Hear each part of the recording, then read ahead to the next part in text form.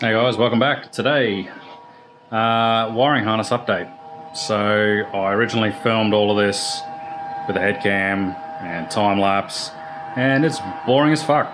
So I'm turning this into a 5-minute quick update on wiring harness because otherwise we're all going to fall asleep. So hopefully Coda the Wonder Dog doesn't get in the way. Say hi, Coda. Hello. So pretty much there was a huge wiring harness under here. That's the ECM there. So tons and tons of wires into that, which I didn't want to have to extend. So we have managed to work out a place where the ECM will sit without having to touch that. Obviously this is temporary, but I put these bars in to hold that neatly under the seat. Well, hopefully it should stay dry. The biggest loom was the one going up to the front to the instrument cluster. So I think it was, what's that, 8 and 6 was 14 wires. So what I used there was some Deutsch plugs, these waterproof connectors you can see in there. So to get a 14 plug pretty hard, so I just used a 8 and a 6 to work that out and work the wires out. Instead of going for all the fancy colors, like these are like pink with silver stripes and all that sort of crap, I just used the right size wiring in red and black so I could tell the alternating colors, and I just worked my way down to match those. So extended the wiring, it goes under the floor, made a bit of a loom, and it comes up into the front here to the other end, and then extended that up here into the harness for the dash. So that was pretty easy. And then I worked my way through the other ones. So there's some 2-wire ones that go to the diff, and there's the this one here that goes to the ignition switch. So everything's all spiral wrapped, so it's got abrasion protection. Same as these ones here, they're all spiro wrapped and taped and all that sort of stuff, so they're somewhat waterproof. Some of them I just used crimp lugs and put heat shrink over it, so pretty simple. Probably should have soldered them, but it'll do.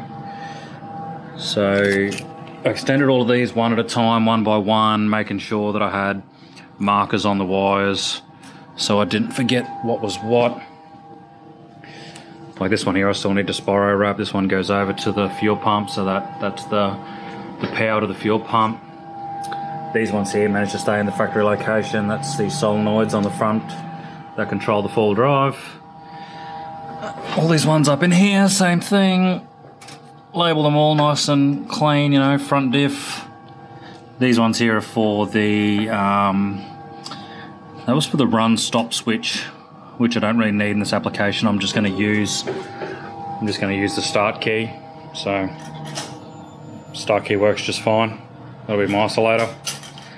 The push button in the thumb control for the start switch, I just changed to a little engine start switch. Wire that in the back.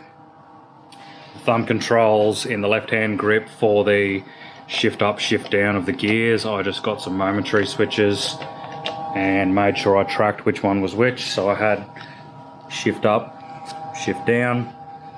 I didn't just put the wires into there, I used, what are they, bootlace crimps? I'll show you one in a minute. Makes it a bit better to secure that. But yeah, those looms are down there, these looms are here, that goes to the thermo fans. All the ones in here that go to the front diff, not even sure what half of them do, but they go in there. The wires I extended for the ignition coil, so I just put blade terminals on there after I extended it. Pretty easy. Made a mounting spot hidden under here. Had a bit of angle and a bit of flapper for that. Standoffs for the wiring harness, so I used a bit of chain, and I cut that chain, cut some links off the chain. There's some spare bits over here. So I just cut the second link to free up one of these links here, and then tack welded those on there as standoffs to hold the cable off to. Pretty easy. Use the factory ignition switch. I've got some holes drilled in here, which will be for the drive mode, so that puts it into full automatic or into electronic shift, so I can use those. This one is the 4-wheel drive, 2-wheel drive switch, so I'll put that in there and that'll work. And that is really about it. It wasn't that hard, it was just tedious wiring. So I'll give you a look at what I used. So grab these over here.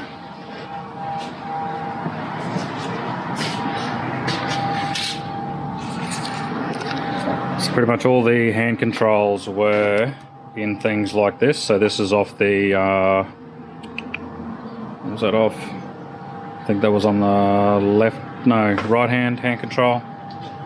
So the auto electronic shift program, whatever the P stands, electronic shift something. So in there was a switch. So I just opened these up and looked at how the switch worked. In the bottom there was a 2-wheel drive, 4-wheel drive, which was this one here. So 2-wheel drive, 4-wheel drive. I open that switch up and pretty much you can see in there 2-wheel drive is just open, 4-wheel drive pushes that contactor across and contacts on that and makes it close. So open was 2-wheel drive, close was 4-wheel drive. It's only a 2-pole switch, pretty easy. So pretty much I just mapped all of those out as I went and figured that out. The extension, I tried to use these Deutsch plugs. You can look them up on YouTube. They are pretty pricey. They come in heaps of different configurations. So that's a 4-pin female, which goes to a matching 4-pin male. Takes quite a bit to do. So you have male pins, which you strip your wire back and your wire goes into there. And then you need to use these specialty crimpers that crimps down evenly on all corners. You can see in there. Focus, you can see crimps down on all sides. So yeah, specialty crimpers, male and female pins go into these plugs matching on either side. These face plates go in, that locks them in place, and then these two slide together.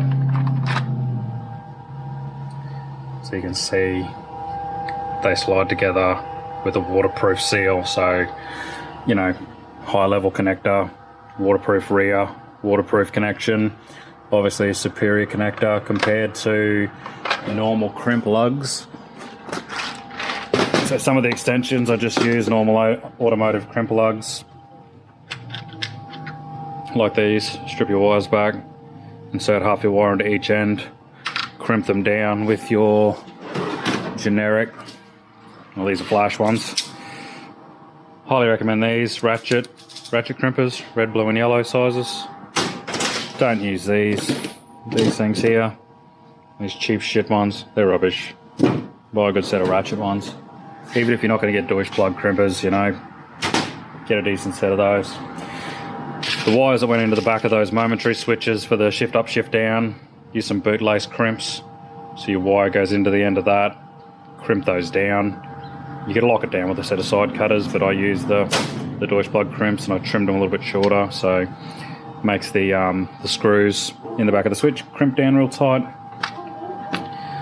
I use normal blade connectors to go on the back of the ignition coil, pretty simple. So yeah, that's the harness, not much to it. Extended. You'll see in the startup video I did have an issue. I had an issue with this drive mode switch. So if I connect all these wires together, for some reason, if I connect the one with the power to this one, it blows a fuse in the back there, blows the accessory fuse. But if I just connect these two wires, it works fine. So, don't know.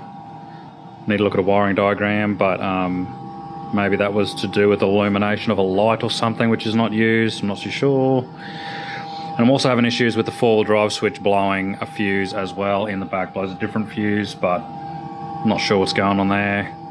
I think it might be to do with these solenoids down here, so maybe I've got metal swarf or something inside one of these plugs from having them open. Well, I had them taped up, but maybe there's some shit in there. I doubt I've got those plugs around the wrong way, I'm not too sure, but maybe I've blown one of those solenoids from welding near it or something. I did have everything disconnected, so I disconnected the battery and disconnected the ECM while I was welding. Definitely do that, or you're gonna just fry shit. It's just gonna blow shit up. So disconnect as much as you can. Definitely disconnect the battery. Definitely disconnect the ECM. Keep your earth clamp as close as you can to the point you're welding on. So hopefully it takes that path of least resistance and doesn't go elsewhere and blow electronic stuff up. So yeah, hope that's interesting enough. You definitely don't want to watch the time lapse. It's boring as dog shit. So I'll give up on that. Obviously, you probably got a bit of a sneak peek of where we're at, because I am further ahead. I've got the fuel tank done. I've got the shifter done. I've taken it for a test drive, so stick around for that. If you're on the Facebook page, so look up Kenny B Facebook page. There was a sneak peek on there around the first startup. So if you want to keep up, do that. Got a giveaway coming soon, so that video I'll drop on the Facebook page. Just a little giveaway at the moment. And yeah, if you like the video, subscribe, like. If you've got any questions about the electrics of the install, drop a comment and I'll see if I can answer that question. So yeah, see you next one. Bye.